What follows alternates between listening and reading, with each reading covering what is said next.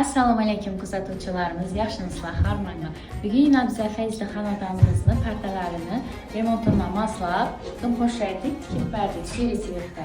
Ko'rpachalarimizdan yana qo'shaytirib partalarimizni moslatib, servisiyatda ipakdan tikib berdik ko'rpachalarimizdan, ko'rishingiz mumkin.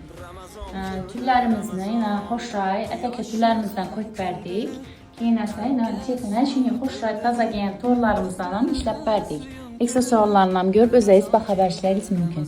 Keyin esa yan tarafimizdan yana qo'shay gabrinimizdan ham qo'yib berdik. Remontimizni moslatib, bu fasonimiz tavus fason deb aytiladi. Kuzatishda davom etinglar. Sizlar uchun zo'r yangiliklarni qilib beramiz, xudo xolasa. Qatl qiling Qur'on